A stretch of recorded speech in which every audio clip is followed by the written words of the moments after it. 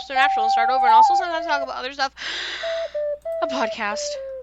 Also known as HATRUSA. And this week we are talking about Season 3, Episode 11, Mystery Spot. We're there, folks. We are. This episode originally aired on February 14th, 2008, and was written by Jeremy Carver and Emily McLaughlin, and was directed by Kim Manners. So far Jeremy Carver, who I'm pretty sure becomes a showrunner? Yeah, he becomes a showrunner at some point. But so far, he's only written Sin City and A Very Supernatural Christmas. And Sin City we didn't like, and A Very Supernatural Christmas Haley liked, and I, didn't. And then Emily McLaughlin wrote The Magnificent Seven, which was also bad, and this one. So... How did you guys do that? Well, one she wrote with Eric Kripke. And what she wrote with Jeremy Carver. But, some of them have really hit or miss episodes. And then Kim Manners has directed a whole mix, because you look at Season 1, and it's Dead in the Water, immediately followed by Bugs. Wow. So, because, so there are some really That's good ones incredible. on here. Children Shouldn't Play with Dead Things is on here. But is, Devil's Trap and, No Exit, which wasn't great. And Magnificent Seven again. We're just ping-ponging back and forth in quality. As always. Always. Mm-hmm. All right. Before you say the things you want to say, I want to say we are recording this on a Tuesday, which is funny because that's the whole thing in Mystery Spot. We didn't plan that. No, I just think it's funny. Yeah. I just have a few notes from last week because as I was editing, my brain started freaking out. So, I did want to acknowledge this is the conversation about queer coding and Supernatural and Wizards of Waverly Place because it came up. That I think that Wizards of Waverly Place at least has more apparent queer coding than Supernatural does for Sam. I mostly just brought it up because it was something that was happening that day, and so it was more of just a conversation. This is another example of creators years later being oh yeah, we wanted this character to be queer, but the network didn't let us, so we just coded instead. Stevie has stuff that people picked up a lot more versus Sam, who I have not really seen anything other than homophobic jokes about. And then I also said something it took them 15 seasons to have a queer character. I meant in the main cast, the core characters who's showing up constantly. I know Charlie's there. Believe me, I'm aware of Charlie. But I meant, of the main guys who show up every episode. Charlie is. Shut up. Taya's never met Charlie. I actually, Felicia used to be on, or not, maybe not on, but she was on the channel that did Critical Role. Yes. Yeah, but when Critical Role... She's pals with Matt Mercer. Well, when Critical Role first started, when they very, very first started, I was subscribed to them because Felicia was on the channel a few times, and I knew her from Supernatural and Dr. Horrible's sing-along blog. Oh, God, I love Dr. Horrible. So good. But I was oh, well, this is a channel that I like Felicia's stuff, so maybe I'll like this. And I, at the time, didn't know anything about D&D, and, Critical Role is fucking impossible to get into. Yeah. If you don't know D&D and you watch this is true for a lot of D&D podcasts that don't cut this stuff, but the first thing they do is they spend an hour talking about their character builds. Oh, wow. Or something. Maybe not an hour. But all their episodes are I think they start out 4 or 5 hours long. And yeah, they immediately started talking tech and shop D&D language, and it was just completely inaccessible for someone who knew nothing about D&D. So I unsubscribed. But I do know who Charlie is. That was the point of that. Great. The point I would like to make is Felicia Day's also in Fallout, so that's cool. Good for her. Yeah. She voices a lesbian. So good for her. Yeah, her name's Veronica. She's in Fallout New Vegas. Okay. Anyway. Hi, guys.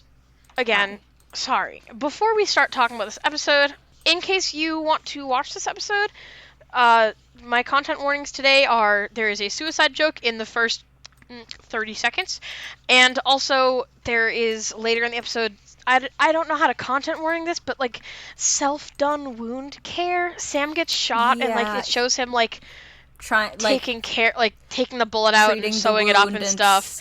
It was yeah. really gross. So take care of yourself. I'm not into that. We aren't talking about the suicide joke at all, other than just so you know, if that is something that you don't want to hear, maybe don't watch the at least first minute of the episode. Cool. Hi.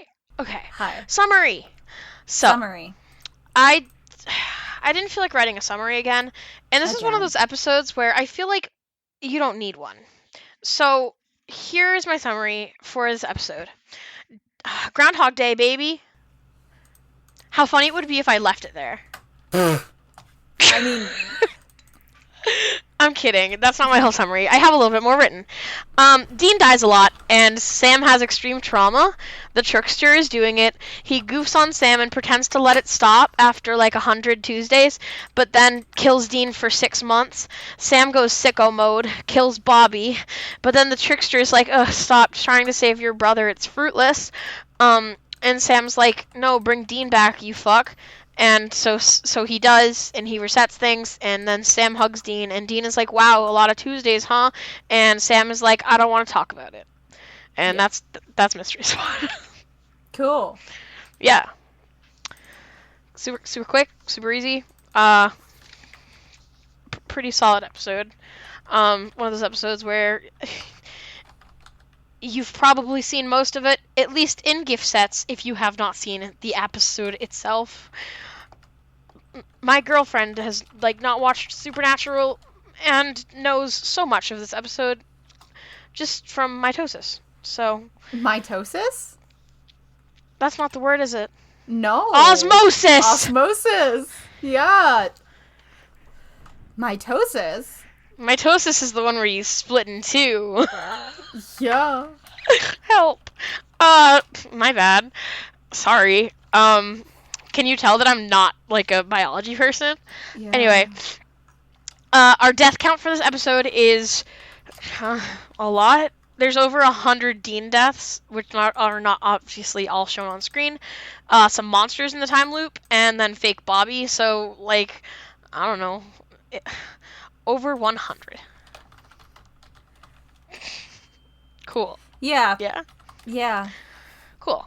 I also, on top of not having a long summary today, do not have a lot of notes. This episode might be 20 minutes long. So, my first note is, heat of the moment. Okay, my second note is Dean Winchester's longest gargle ever. You know, like the YouTube video, the longest yeah boy ever? That, but it's Dean Winchester's longest gargle ever. Thank you. Then I have another trans Sammy moment, sorry. I know we just talked I know we just talked about this and how the joke is there obviously for like bad purposes. However, for a rewrite, you know what? It's there. Dean pulls a bra out of like the laundry basket and is like, Sam, this is yours, and then laughs and is like, haha, just kidding. And Sam like makes like a haha very funny face. And I was like, wow, so true.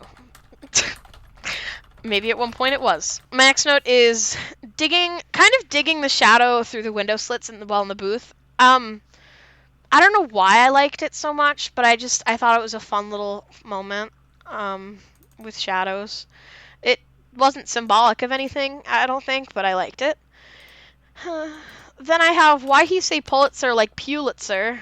That's talking about the piano guys that are trying to move the piano. One of them says, what do you want, a Pulitzer?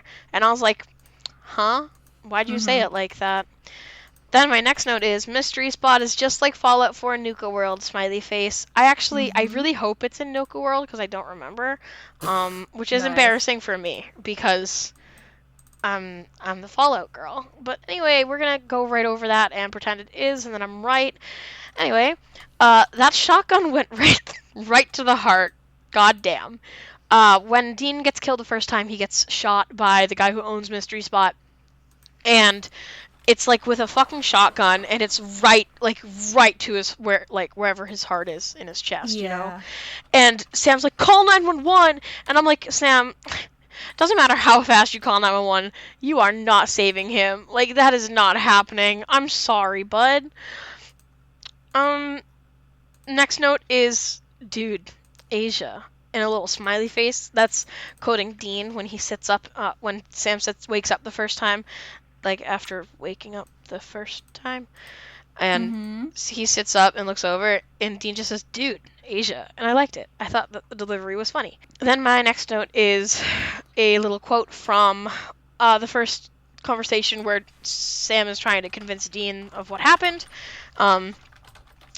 Dean says, like deja vu, and Sam's like, no, not like deja vu, like it feels like it's happened before.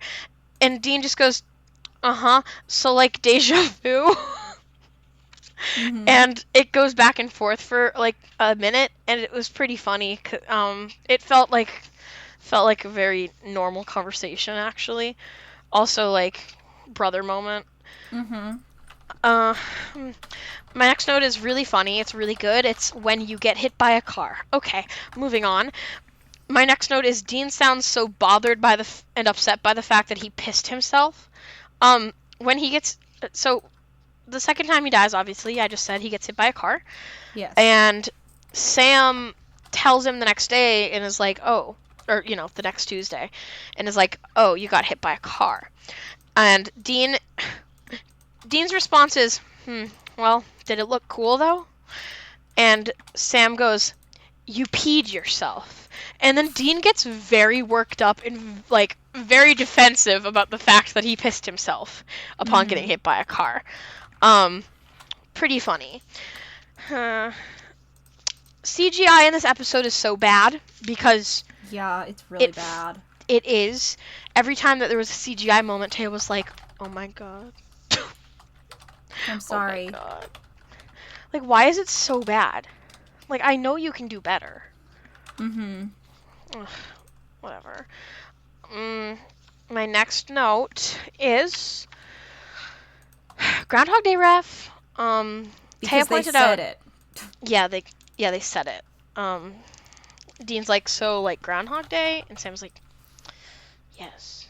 Taya was really upset during the episode because they didn't say it sooner. It took them like I can't remember how many loops, but it took them a while, and I just couldn't relate because that's how Dean like relates to the world is references, and so if I were Sam, that would be the first thing I did was to go, hey, Groundhog Day, that's what's happening, because he explains it like once or twice, and Dean is like, I don't understand what the fuck you're talking about. Right. Yeah, and it's like you have that touchstone that he then brings up himself. So it's like, I know you're going through it, Sam, but like, you know, but like maybe fucking bring up Groundhog Day because then your brother would get what you're going through. Yes. Yeah. Fair, super fair. Sam Winchester wears makeup is my next note. That is when Dean is trying to say things and then Sam like throws them back at him. One of the things that Dean like says that like he doesn't expect Sam to respond to is he's like, Sam Winchester wears makeup, and I was like, wow, is that another Trans Sam moment? Anyway, next one is a quote again. Sam waking up and Asia is not playing because the trickster has seemingly ended his torture, and Sam says, no Asia, and then Dean says, yeah, I know this station sucks, which gets repeated later, but I thought it was funny the first time. My next one is my one. Jensen Ackles, your eyelashes are so beautiful, king. That's all. Then I have Sam's fucking Joker arc, Tortured Sam, which I already referenced in the summary, so it's fine. This montage is amazing, referring to the montage of Sam going postal. It was... Taya, would you like to talk about the montage? I thought it was so poorly edited. It was so stupid, guys. It was so stupid. The music was bad. Which, I mean, I imagine they spent, like, all their fucking budget on the 2 other songs. So, okay. And especially when he's driving in the car, they stopped doing this. But for the first, like, 20 seconds of it, maybe, that might be an overestimation. They're, like, doing, like, overlays and, like, low opacity, like, shots that they're just layering over each other. He's, like, driving moodily, and then you see him in a place, and then you see glowing eyes, and then he's driving moodily. And it's like, oh my god. You guys get paid so much. It looked so bad. I was like, this is baby's first, like, YouTube edit. Like, I thought Taya was gonna lose their shit. It was just such... It was so poorly done, and admittedly very cheesy, but it, like, wasn't paced super well, because then you had, like, long sections. He sits at a table to eat, and then he's gone, and Bobby keeps calling, and it didn't feel paced very well. It didn't feel like it was building intensity. At one point, he cuts his shirt off because he's bleeding, and you have that bullet that he sews up. And I don't know, maybe I've seen too many edits, but, like, it wasn't cut with the music. It actually slowed down, because it started with all those overlays and then slowed down. Mm-hmm. I didn't actually feel like it showed much, because it showed, like, multiple times him looking in a mirror. Like, we watched him brush his teeth or something at one point. I liked, there was, like, 2 scenes of him making his bed. Which, it was just such a weird choice, because it was, like, supposed to be showing us, well, he's a loner, and he's, like, he's turned, like, really violent, and it didn't feel like there was, like, a build or a point, because it didn't even show passage of time that well, because once you got out of all those overlays, it only showed us a few scenes. Mm-hmm. So it just felt like if you're going to put in a montage, you can do better. All the audio overlay was Bobby being like, Sam, you gotta come home. Sam, we haven't talked in a while. Good job with that hunt. Yeah. Like, shut up. God. Sam, I have another hunt for you. I just felt like there was a better way to do it that wasn't that, you know? Yeah, I'm gonna let you in on a secret, Taya. What? I feel like that's most of Supernatural. Well, yeah, but, like, you know. I know. I do. I get it. I continue. My next note after that is, I like Sam's transparent hot pink toothbrush. That's all. Mm-hmm. I had been thinking it since the beginning, and I thought it would, like, be done, but then it came back, and I was like, well, I have to comment on it now. I just liked it. Then my next 2 notes are real thoughts, actually, that I had. Okay. So the first one is thinking about Bobby fully ready to sacrifice himself for the boys.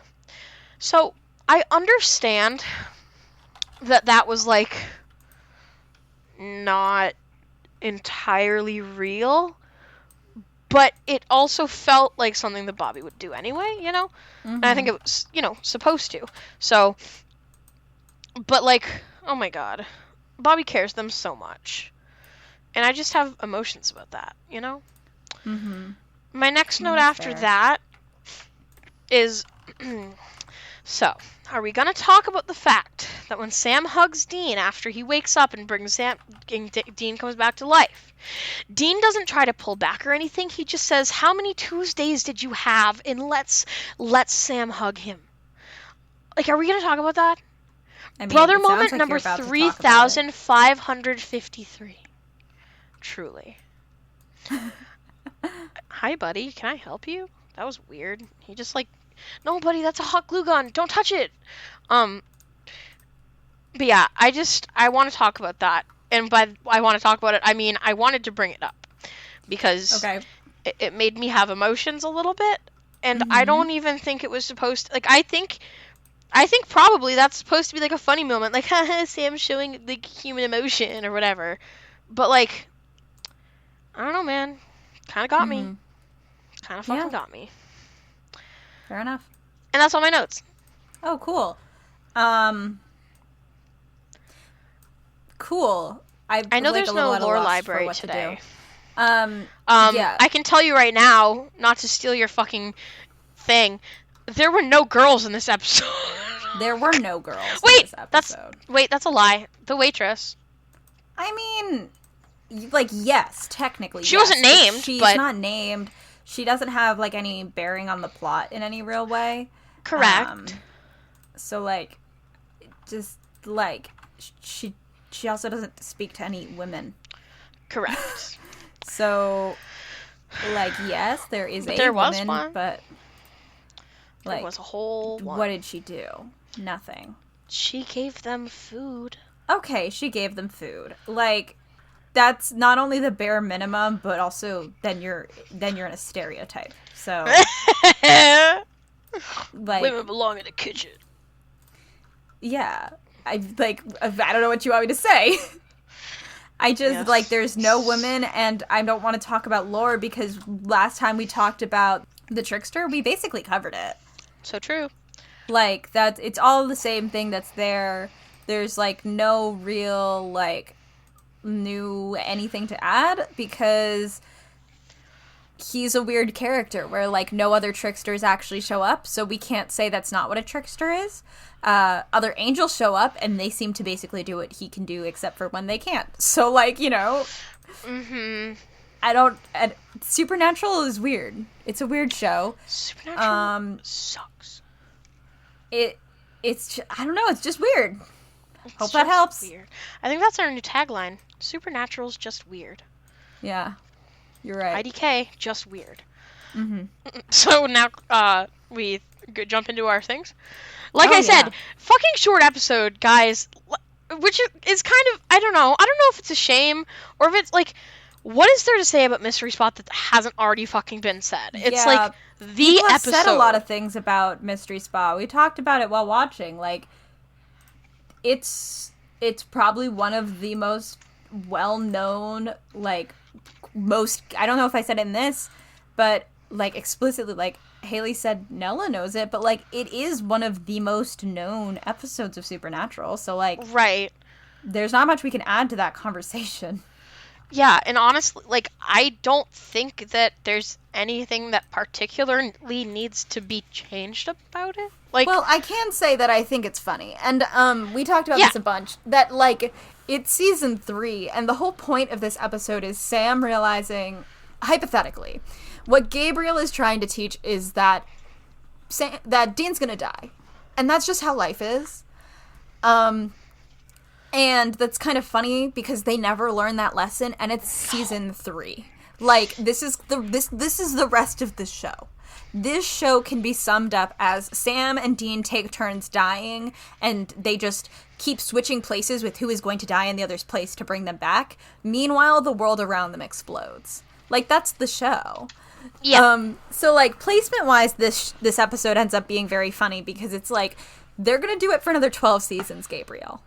Yeah, and there's nothing you can do about it. Yeah, that's just it. And, like, I guess there's something to be said where Gabriel was attempting to teach this lesson in, like, a deeply traumatic way. And, I mean, you can argue that this makes Sam the way he is in the future, but, like, I actually don't think that, like, this, like, deep-set trauma of watching Dean die 103 times and then living in a world without him for 6 months trying to get revenge, I don't actually know if that, like, attitude sticks around for very long. Right. So maybe that could be something that's changed to have that really linger. And I don't think Sam ever tells Dean about that, and he never would. It would have been an interesting conversation at some point in the future, maybe, when he's a little bit better adjusted, but they're never going to have that. Yeah. So, you know. Yep. You know, that's what I got. Yeah. So this episode, shit, man, it happened, and you all probably know it. So that's sorry if you expected us to have some more to say. I just don't. Like, sorry, it's good. Like, anyway, crack shipping, Bobby and Gabriel. That is a crack ship. Thank you. I came up with it. Do you like it? I mean, well, we almost never actually have a crack ship. It's usually just a ship, but I don't know if I've ever seen that one, so congrats. Thank you. Yeah. So, that's my crack ship for the day. It's actually one. Brought to you by, would you care to go first? This episode is brought to you by Back in Time by Huey Lewis and the News. It's also brought to you by Heat of the Moment by Asia. Crazy, huh? I wonder why. What's your favorite thing on the wiki, Taya? I think my favorite thing on the wiki is that there's this really long paragraph about how similar this episode is to an episode of Xena the Warrior Princess. Okay. And I can't tell, having not seen Xena and not watched every single time loop episode and movie and other form of media, how common these tropes are. And I don't know if this episode of Xena the Warrior Princess came first, but it's listing these tropes that happen in like a lot of them. Like, not in all Groundhog Days, it's not someone you love dying. You know, in all time loops, that's not what is happening. But other ones is like, oh, them rapidly answering questions before they're asked, talking at the same time, eventual apathy to death loop aware characters, a slightly different real tomorrow. I don't know if that is exclusive to either of those, or if the writers were even particularly inspired by those, because from my experience with time loops, all those things show up. Right. So I just think it's very funny because this is such a long entry. And they really went through and were like, this. Was Groundhog Day the first one to do this? I don't think so. I could have done that for Lore Library. Time loop. This is one of those things that we didn't think to narrative do until just now. Origin. An early example of a time loop is in the 1915 Russian novel Strange Life of Ivan Osokin, where the main character gets to live his life over again, but struggles to change it the second time around. The first story about a time loop, there's one from 1922 in The Worm Ouroboros by E.R. Edison. I know what an Ouroboros is. I watched from a lot. Yeah, I'm looking at a gamer rant. There's the Girl Who Left Through Time from 1983 feature adaptation. Hushigari, When They Cry, Ghost in the Shell 2, Innocence, and Steingate, and All You Need Is Kill are just a few examples. I'm sorry, can you repeat that? The When You Cry? Can you repeat that? Higurashi, When They Cry. What? Higurashi? Huh? Higurashi? Yeah? I just really liked how you said it the first time. Oh. Okay. I love Higurashi. Higurashi fucking slaps. In film, the earliest example of a time loop appears in the 1933 feature film Turn Back the Clock. But that it looks like it's mostly like he went back in time, like a lot further. They look pretty common in Japan. Groundhog Day is just the most well-known indie. Yeah. I'm trying to find open and close all. Like, there's a lot in here. There's a lot. JoJo's Bizarre Adventure. Oh my god, JoJo's. So true. Naruto. Naruto has a time loop? There's a genjutsu that traps you in a time loop, apparently. I don't know anything about Naruto. I don't even know what a genjutsu is. One issue of Sonic the Hedgehog. Whoa! Love that. Yeah, no, this is like super common, which is, I found the fan works section, in case you want to know what fan fiction has them. I do. But yeah, no, this is an extremely common trope and concept, and I don't necessarily think Xena was even the first one to do some of these ideas. Like, I just thought it was interesting that this person was like, yeah, this is a lot of kind of like with the Charmed one, where it's like, yeah, I don't actually know if they're that similar, so much as these are conventions of a genre. Right. Well, that's fun. Yeah. My fave thing on the wiki, Taya, you actually pointed out to me before I could even look. Yeah. So under trivia, here's the bullet point that says, and I quote, "The filming for this episode takes place in Steveston, British Columbia. As well as being used to resemble Broward County, Florida, this location doubles as another area of magical interest. Storybrooke, the town in which all fairy tale characters live in Once Upon a Time." Mm-hmm. Now, if you're a longtime listener of HATRUSA, that is to say, if you're one of our 5 loyal followers, if you are somehow jumping in now and have not heard me talk about Once Upon a Time, welcome. Love to have you. listen to the other episodes. But if you're a longtime listener and you've known me or the podcast for some time now, you may know that Once Upon a Time has a weird little pipeline with Supernatural that I often revisit when I am noticing characters or not characters, cast members.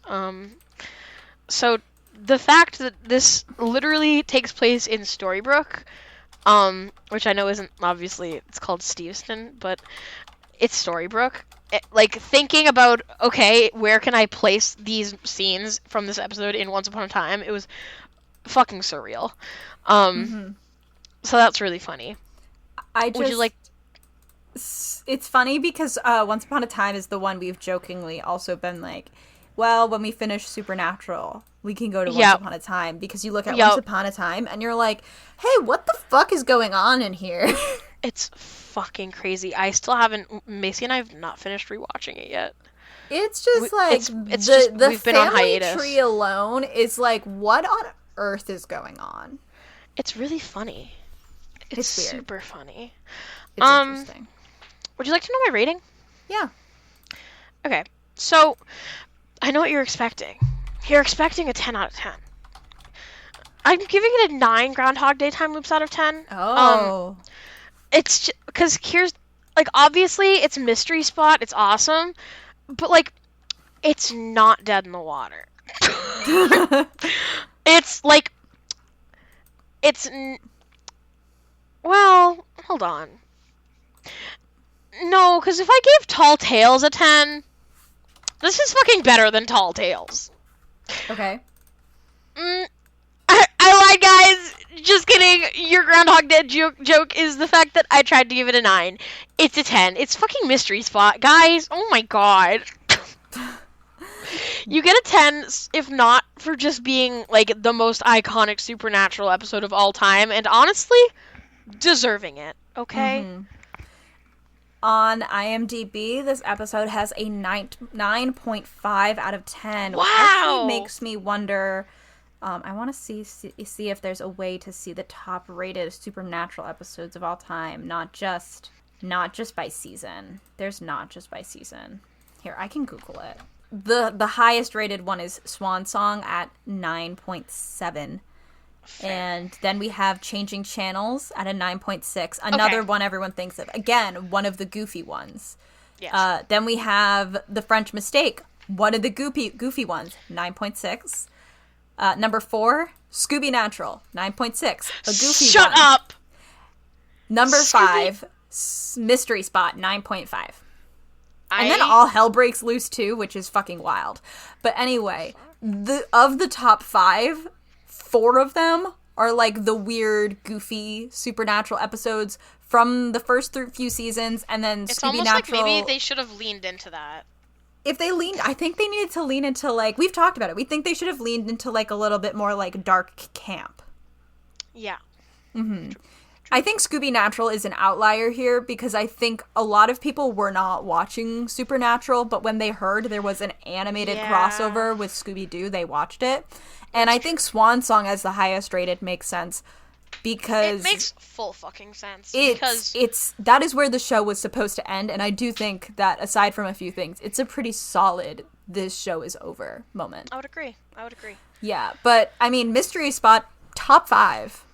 Top 5. And top 5. You know what? It deserves that. So... Yeah, looking at the reviews, all 9s and 10s. Just everyone talking about how good it is, how iconic it is. Like, this is... People think, like, everything about it's generally really good. Like, it's just, like, it's one of those that, like, sticks in people's minds when they think, I do like Supernatural. This is one of the episodes that sticks out because, like, it's memorable. And it's, like, shot pretty well, aside from that fucking montage. The acting is solid. The CGI sucks, but it's, like, memorable. Like, you remember Dean got smashed with a piano. He sure did. So, like, I get it. But this is not what it's almost misleading because you remember these episodes. Are there any bad ones? Are there any bad reviews? No. I have to know. There's one that's not rated, but it's it's still, like, they didn't give a star rating, but it says Mystery Spot remains the best episode of season 3 and one of the best in the entire series. So this person didn't give it a star rating, but they still think it's really good. Like, all the ones that are written are really good. Like, there's things you can argue about, but, like, when you look at Supernatural as a whole, which I sometimes, like, try to, like, step out of the episode and go, in the grand scheme of things, of Supernatural, like, comparing it to other ones, how is it? And it's like, this is a bright spot. It's why people remember it. Correct. Because it's actually good. Like, you forget how bad season 3 is. Yeah. Because you only remember stuff like this and Ghost Facers. Oh my god. I forgot Ghost Facers is coming up. We gotta get out of this season, though. I'm glad we hit this one and that it was, like, good, but we have to get out of here. We are HATRUSA everywhere. Thank you so much for listening. We have a coffee now, so it is Whoa! ko-fi.com/HATRUSA. It'll be linked on our card and on our Twitter, and I'm beginning the process of uploading our reactions after I clip them together. You'll be able to access them for $3 a month. And that is the only money we make off this podcast. So if you have any desire to watch these with us, then that's how you're going to do it. You can also just tip us if you just want to throw us like $1 or $2 because you enjoy the show. That's an option. But like, also you don't have to. You can support us for free by commenting, subscribing, reviewing, telling people, leaving a rating, anything like that. We would very much appreciate it. So true. Hey, Taya. Hey, Haley. Do you think we'll learn more about Bella next episode? Do you want me to say yes? Please do, because I can't let her bore me this much. I'm so sorry, Bella. I'm sorry, Bella. They did you bad, girl. They did you bad. But we'll catch you on the flip side. Catch you on the flip side.